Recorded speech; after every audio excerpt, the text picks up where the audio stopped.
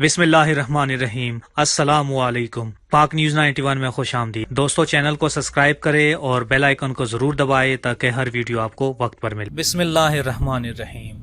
وَتُعِزُّ مَن تَشَاءُ وَتُذِلُّ مَن تَشَاءُ، اور اللہ جیسے چاہے عزت دے، جیسے چاہے ذلت دے۔ دوستو، پاک آرمی اور ISI دنیا کی سب سے بہترین فورسز ہے اور اس بات کو پوری دنیا کے ٹاپ ایجنسیز بھی تسلیم کرتے ہیں۔ دوستو، پاک آرمی جو 17 سالوں سے مسلسل دہشت گردی کے خلاف جنگ لڑتی آ رہی ہے اور اس کے علاوہ سرحد پر پاکستان کی سرزمین اور عوام کو دشمن کے ناپاک ارادوں سے بچانے کے لیے 24 گھنٹے تیار رہتی ہے۔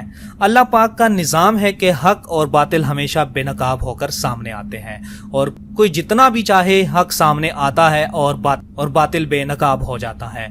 آج دی اکانومسٹ میں ایک آرٹیکل پبلش ہوا ہے جس میں پاک آرمی، ISI اور عمران خان کے خلاف بہت کچھ لکھا گیا ہے، جس میں پاک آرمی، ISI اور عمران خان کے خلاف نہایت خطرناک طریقے سے لوگوں کے ذہنوں کے اندر انتشار پیدا کرنے کی کوشش کی گئی ہے۔ لیکن میں سمجھتا ہوں کہ یہ ہم سب کے لیے بہت خوشی کی بات ہے کہ دشمن ہماری فوج اور ISI اور عمران خان سے کس طرح ڈرتے ہیں۔ یہ ہمارے لیے باعث فخر کی بات ہے کہ جب وہ ان تینوں کے بارے میں سوچتے ہیں تو ان کے پسینے چھوٹ جاتے ہیں۔ دوستو، اس پر ہم بات کریں گے، لیکن اس سے پہلے کچھ حقائق ہے جو آپ کے سامنے رکھنا ضروری ہے، اور میں سمجھتا ہوں کہ آپ لوگوں کے سامنے یہ میں پوائنٹ رکھوں۔ یہ سارے پوائنٹس آپ لوگوں نے مائنڈ میں رکھنے ہیں کیونکہ ان سب کا تعلق اس ایک آرٹیکل سے ہے جس پر یہ ویڈیو میں نے بنائی ہے۔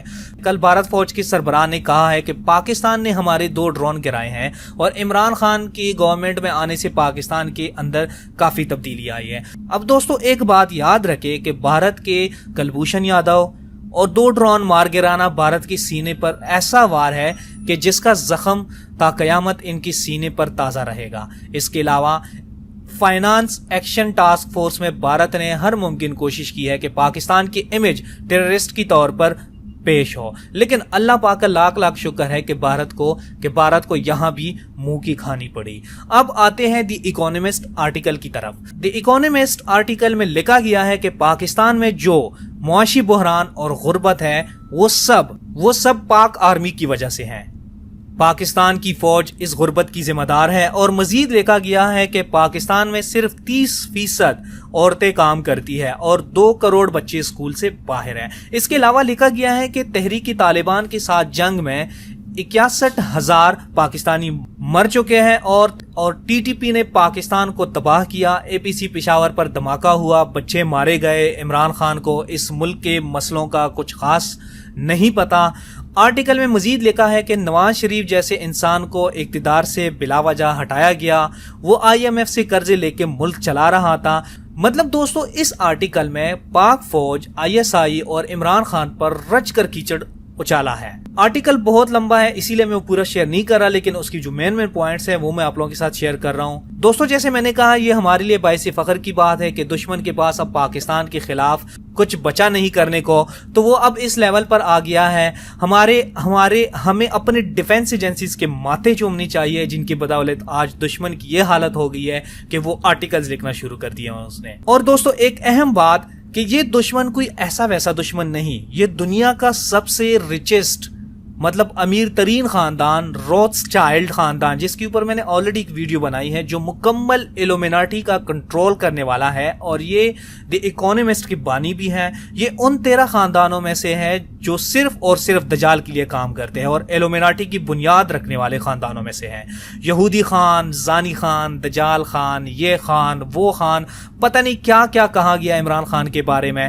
یہ سب کس کے کہنے پہ کہا جا رہا تھا؟ یہ صرف اور صرف اس ایلومیناٹی کے کہنے پر پچھلے 22 سال سے پروپیگنڈا کروایا جا رہا ہے۔ ایلومیناٹی جو پاکستان کے غداروں کو فنڈنگ کرتے ہیں، جس میں بہت سی سیاسی ورکرز ہیں، نام و نہاد مذہبی جماعت ہیں، وہ اس پروپیگنڈا میں یہودیوں کا ساتھ دے رہے ہیں۔ ان کی ناکامی کا اندازہ آپ اس بات سے بھی لگا سکتے ہیں دوستو کہ یہودی اور ٹرمپ جو ہر سال $6 ارب افغانستان کی جنگ میں خرچ کرتے آ رہے ہیں، اس کا کوئی فائدہ نہیں ہوا۔ ان کو اصل تکلیف اس بات سے ہو رہی ہے، اتنا پیسہ ضائع کیا لیکن ابھی تک ہم نقصان ہی اٹھایا۔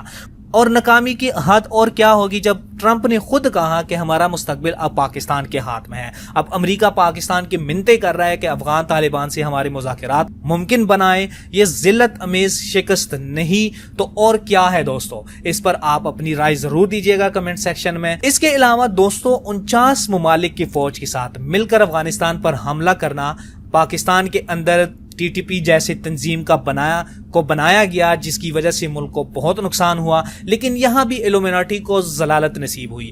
15-20 ایلومیناٹی این جی اوز کو پاکستان کی میڈیا کو کنٹرول کرنے کا مشن دیا گیا، لیکن شکست یہاں بھی ان کے مقدر بنی. اور اس کے علاوہ ہم جنس پرستی، فحاشی، ماحول کے اندر وائرس اور بیماری پھیلانا، یہ سب کچھ ان کا پکڑا گیا اور پاکستان کی ہیروز نے ان کا صفایا کر دیا. اس آرٹیکل میں اور بھی بہت کچھ لکھا گیا ہے جس میں صرف پاک فوج، آئی ایس آئی اور عمران خان کو ٹارگٹ کیا گیا ہے.